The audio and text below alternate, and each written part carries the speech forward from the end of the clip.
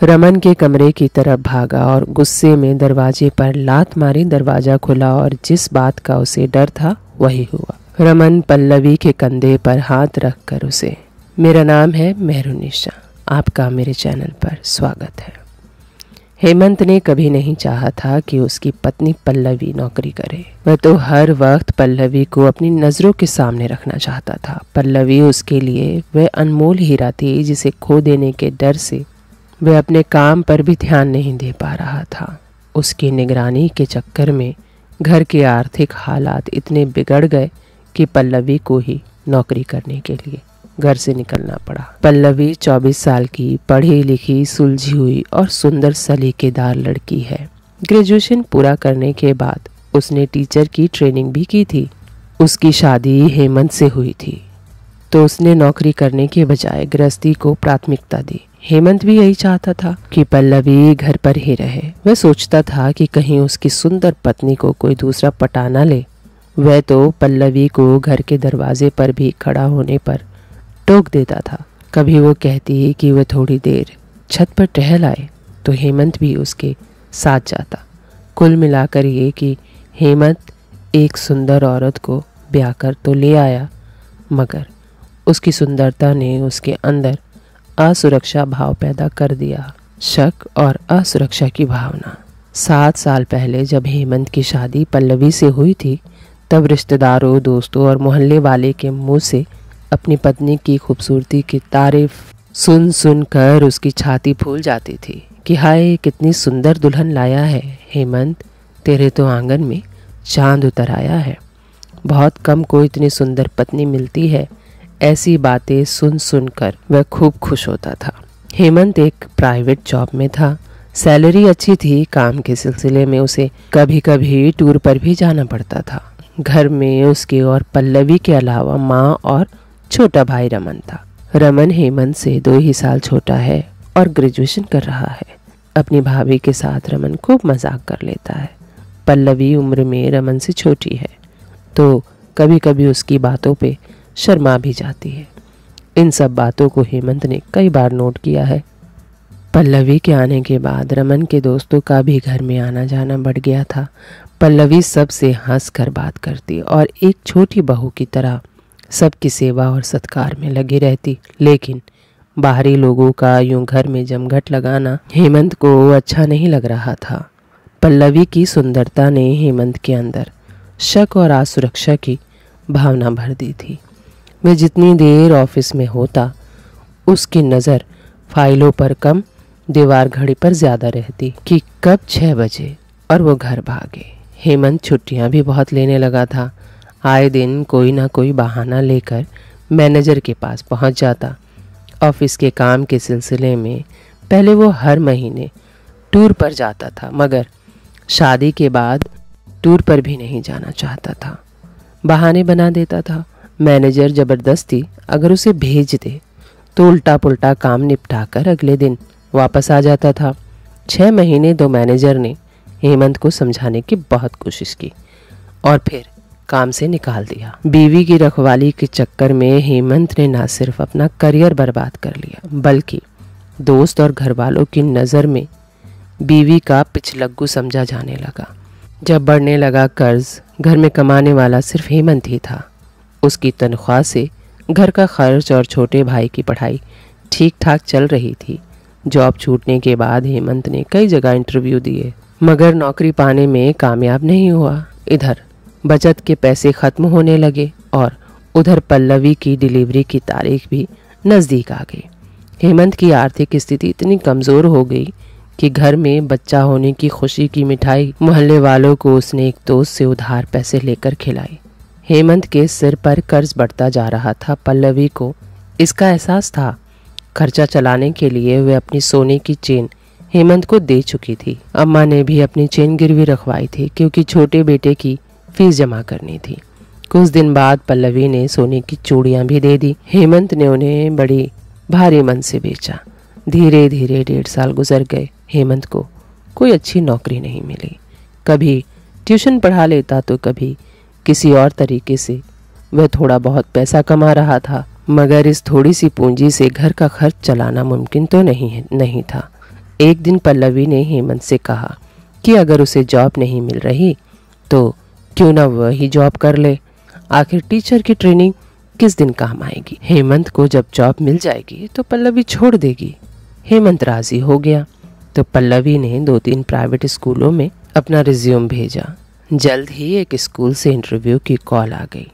पल्लवी हेमंत के साथ इंटरव्यू देने गई और पहले ही इंटरव्यू में उसको जॉब मिल गई। इंटरव्यू लेने वालों पर उसकी डिग्रियों से ज़्यादा उसकी सुंदरता और सलीके ने प्रभाव डाला। माँ बनने के बाद पल्लवी पहले से ज़्यादा निखर गई थी।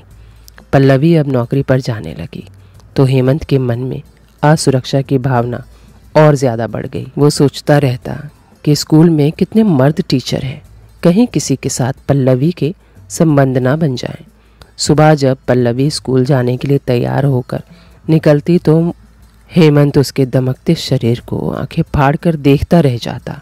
इस हीरे को कोई चुरा ना ले, वो इस चिंता में घुला जा रहा था। पल्लवी को स्कूल छोड़ने और लेने वो खुद जाता था। अब हाल ये हो गया था कि अपने लिए नौकरी तलाशने के बजाय हेमंत दिन में कई चक्कर पल्लवी के स्कूल के लगाने लगा। 1-2 बार फ़ोन भी कर लेता था। इस बात पर पल्लवी को झुंझलाहट भी होती थी, मगर वो ये सोच कर रह जाती कि बहुत प्यार करता है।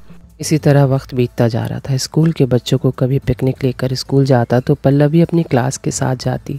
उसकी वजह से पल्लवी को आने में देर होती तो हेमंत की बेचैनी 7वें आसमान पर पहुंच जाती थी। कहना गलत ना होगा कि पल्लवी की सुंदरता ने हेमंत की ज़िंदगी का सुकून ख़त्म कर दिया था। उसकी 24 घंटे की चौकीदारी से पल्लवी भी बहुत परेशान रहती। फिर वो ये सोच कर रहने देती कि उसका पति उससे बहुत प्यार करता है, इसीलिए हर वक्त उसके साथ रहना चाहता है। लेकिन बाद में उसे एहसास होने लगा कि वह उसकी चौकीदारी करता है, उसके कैरेक्टर पर शक करता है। अब पल्लवी को हेमंत की ये बेमतलब की चौकीदारी अच्छी नहीं लग रही थी। अब पल्लवी के साथ काम करने वाली दूसरी टीचर्स उसका मजाक बनाने लगी थी। तो एक दिन पल्लवी ने हेमंत को कह दिया कि आप मुझे सिर्फ लेने और छोड़ने ही जाया करो, 2 बजे तो मेरी छुट्टी हो ही जाती है। इस बीच में आप कई चक्कर लगा लेते हैं स्कूल के। अब सब मुझ पर हंसने लगे हैं, इसीलिए अब छुट्टी होने से पहले मत आया करो। हेमंत ने उसकी बात सुनकर चुप रहता, लेकिन अगले दिन उसकी फिर वही हरकत रहती। पल्लवी उससे बहुत परेशान हो गई थी। इस बीच रमन को नौकरी मिल गई। फिर पल्लवी ने हेमंत की हरकतों की वजह से गुस्से में अपनी नौकरी छोड़ दी। अब रमन ही पूरे घर का खर्च चला रहा था। हेमंत सारा दिन अब घर पर ही रहता। रमन सुबह उठकर ऑफिस जाता। अब हेमंत ना नौकरी ढूंढने जाता, ना घर से 1 मिनट के लिए बाहर जाता, ना पल्लवी को जाने देता। हेमंत के मन में हमेशा ये चिंता रहती कि कहीं मैं घर से बाहर जाऊं और पल्लवी और रमन के बीच में कोई रिश्ता ना बन जाए। वो अपने भाई पर भी भरोसा नहीं करता था। एक दिन जिस चिंता और शक को हेमंत ने पल्लवी को पहली नज़र देखते ही अपने दिल में पाल रखा था, आखिर वो अनहोनी हो ही गई। एक रोज़ सुबह जब हेमंत उठा तो पल्लवी अपनी जगह पर नहीं थी। वो बेचैन उठा और पूरे घर में ढूंढने लगा। पल्लवी उसे कहीं नहीं मिली। फिर वो दौड़ता हुआ किचन से कुछ हाथ में लिया और रमन के कमरे की तरफ भागा। गुस्से में दरवाजे पर लात मारी, दरवाज़ा खुला और जिस बात का उसे डर था वही हुआ। रमन पल्लवी के कंधे पर हाथ रखकर उसे किसी बात की तसल्ली दे रहा था। हेमंत ने आओ देखा न था, उसने रमन के सर पर सिलबट्टे से वार कर दिया। रमन अपना सर पकड़कर ज़मीन पर ढेर हो गया। तभी कमरे में उसकी माँ चिल्लाई, जो पहले से वहीं थी, क्योंकि पल्लवी कमरे में अकेली नहीं थी। रमन, पल्लवी और उसकी माँ हेमंत के बारे में ही बात कर रहे थे कि शायद हेमंत की दिमागी हालत ठीक नहीं, उसको डॉक्टर को दिखाना पड़ेगा। लेकिन हेमंत ने गलत समझ लिया। वो इतने गुस्से में था कि उसने अपनी माँ को उस कमरे में देखा ही नहीं था। फिर रमन को जल्दी से अस्पताल लेकर गए।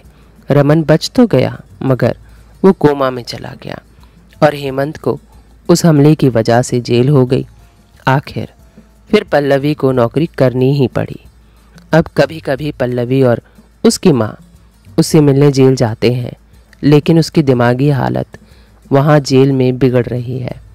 उसे हर दूसरे दिन डॉक्टर के पास ले जाना पड़ता है क्योंकि वो ज़ोर ज़ोर से चिल्लाता है, पागलों की तरह हरकतें करता है।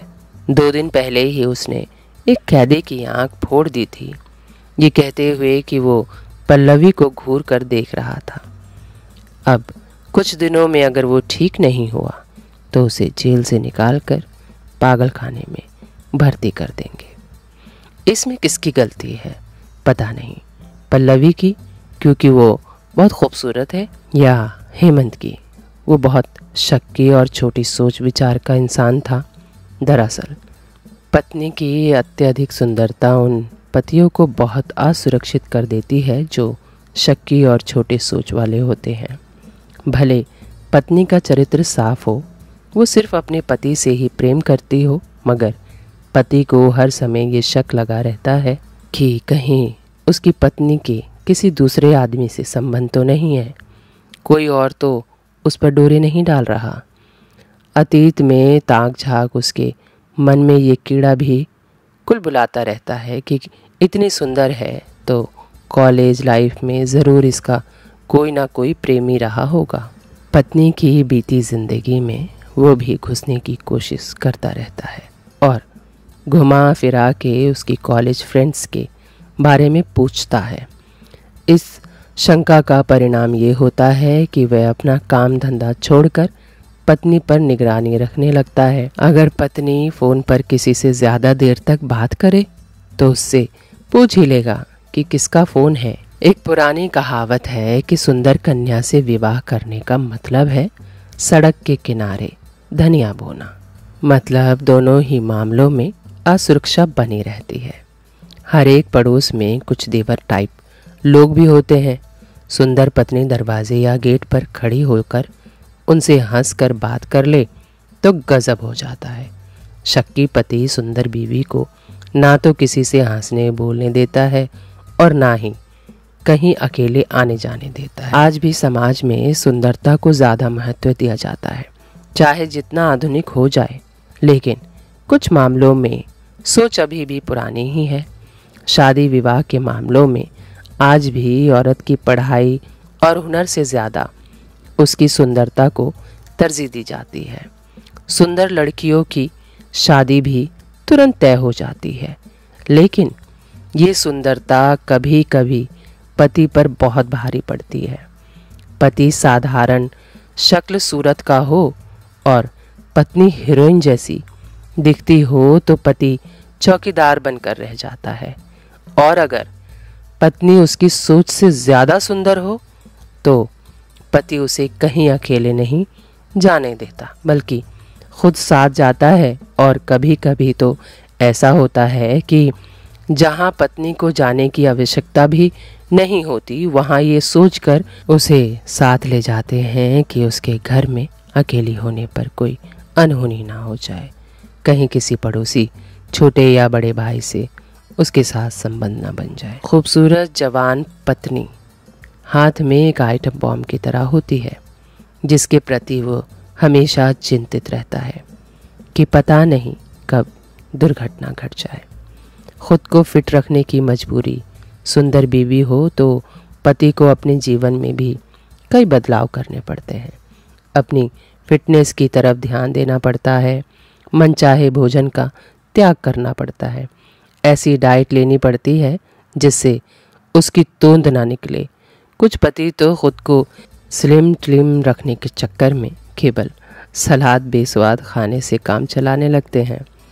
देखा गया है कि सुंदर पत्नी वाले पति के परिवार में शादी ब्याह या कोई और फंक्शन हो तो वो 1-2 महीने पहले से ही कसरत या ग्रूमिंग सेशन में जाकर अपने आप को फिट करने लगते हैं, ताकि कोई उनकी जोड़ी को बेमेल ना कह दे। भीड़ भाड़ वाली जगहों पर अनकंफर्टेबल रहते हैं। कई नौजवान और तरसते हुए लोगों को अपनी बीवी की तरफ ताकते पाएंगे, जो आपको असुरक्षा और हीनता का बोध कराएगा। खूबसूरत बीवी के साथ में होने से आप उन लोगों को अपने आसपास भाभी जी कहते हुए मंडराते पाएंगे, जिन्हें आप फूटी आंख भी नहीं पसंद करते। पत्नी खूबसूरत मिल जाए तो रिश्तेदार और दोस्त भी आप में हीन भावना भरने का काम करने लगते हैं। फिर चाहे आप अपने काम में कितने ही सफल क्यों ना हो, सुंदरता नहीं गुण ज़रूरी होता है, ये सब जानते हैं, पर मानता कोई नहीं। हर आदमी की यही इच्छा होती है कि जब भी उसकी शादी हो तो किसी सुंदर सी लड़की से हो। सिर्फ शादी करने वाला लड़का ही नहीं बल्कि उसकी माँ और पिता भी यही चाहते हैं कि उनके घर में बेहद खूबसूरत बहू रखे। आजकल के ज़माने में घर में खूबसूरत बीवी या बहू रखना एक तरह का चलन सा हो गया है। लोग लड़की का गुण, हुनर, शिक्षा या करियर के बजाय उसकी सुंदरता के पीछे भागते हैं, जबकि बाहरी खूबसूरती ही सब कुछ नहीं होती है। आंतरिक सुंदरता और अच्छा व्यवहार भी मायने रखता है। इस वीडियो के बारे में आप अपनी राय ज़रूर बताइएगा। क्या खूबसूरती ही सब कुछ है या औरत का गुण भी बहुत ज़रूरी है? चलते चलते एक शायरी सुना देती हूँ कि अगर मोहब्बत है तो शक कैसा, अगर नहीं है तो हक कैसा। उम्मीद है मेरी ये वीडियो आपको अच्छी लगी होगी, तो चैनल को सब्सक्राइब कीजिएगा, लाइक कीजिएगा, शेयर कीजिएगा और हाँ, बेल आइकन को दबाना ना भूलिएगा। Thank you for watching.